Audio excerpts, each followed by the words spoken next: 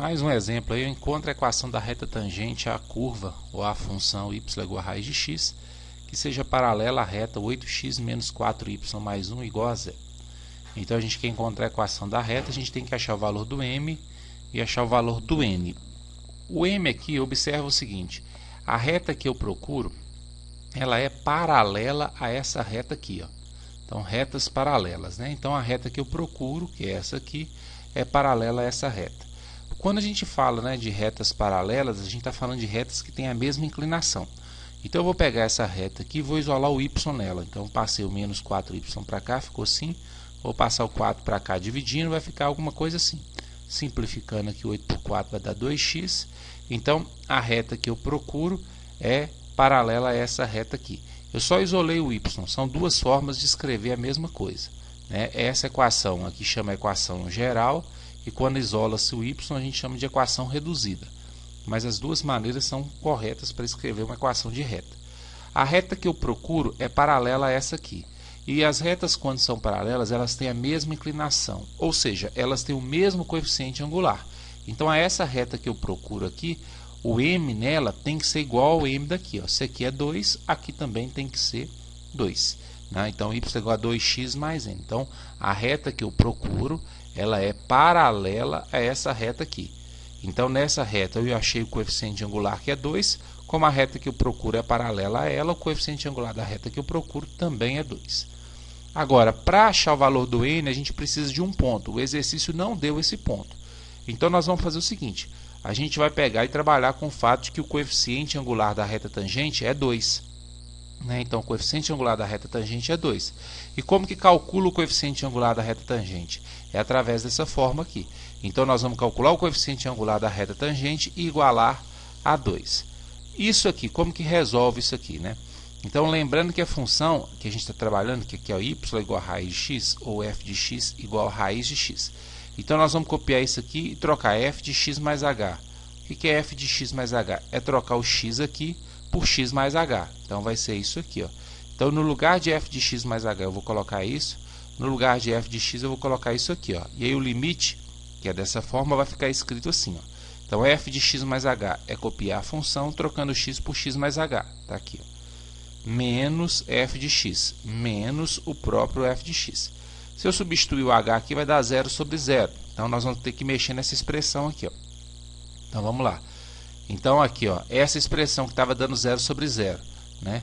Observe que aqui eu coloquei 2, é porque o exercício já me disse anteriormente que o coeficiente angular da reta vale 2, né? Então, isso aqui vale 2. E agora eu estou resolvendo essa indeterminação aqui, ó. Então, nessa indeterminação aqui, eu vou pegar essa fração e vou trocar o sinal aqui, ó. Como é raiz quadrada, vou trocar esse sinal de menos por mais. Embaixo também vou colocar a mesma coisa.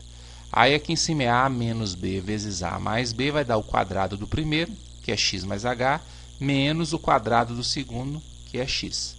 Então, vai ficar assim. Embaixo, eu só vou repetir a expressão. Então, aqui é a resolução de indeterminações em limite, né? A gente vai usar as mesmas fórmulas que a gente viu na parte de limite. Cancela x com menos x, vai ficar h sobre isso aqui. Cancela h com h, vai ficar 1 sobre isso aqui. Aí eu vou pegar essa palavra limite, vou voltar com ela para cá e vou colocar essa expressão lá dentro. Substituindo h por 0, aqui vai ficar raiz de x mais raiz de x embaixo, vai dar 2 raiz de x. Então, o coeficiente angular deu 1 sobre 2 raiz de x. Como eu já sabia, ele é igual a 2. Ó. Então, por isso que eu coloquei o 2 aqui. Ó. Ele é igual a 2. Foi o que o exercício disse quando falou que as retas eram paralelas. Então, o valor que eu achei ao desenvolver o limite tem que ser igual a 2. Né? Aí eu vou pegar o raiz de x e passar para cá multiplicando. Esse 2 eu passei para cá dividindo. Então, 2 vezes 2 é 4. Está aqui. 1 sobre 4 é igual a raiz de x. Para achar o valor de x, é só levar os dois lados ao quadrado.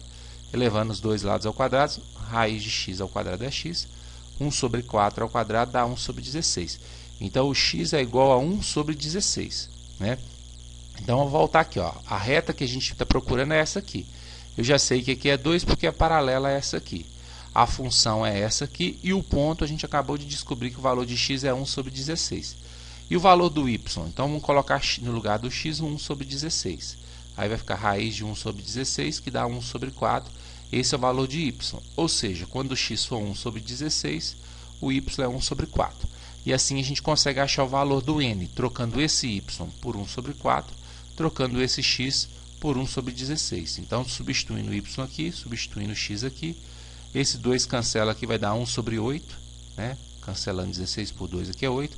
Esse 8 passa para cá, menos 1 sobre 8. Aqui tira o mínimo, que é 8. 8 dividido por 4 é 2. 2 vezes 1 é 2.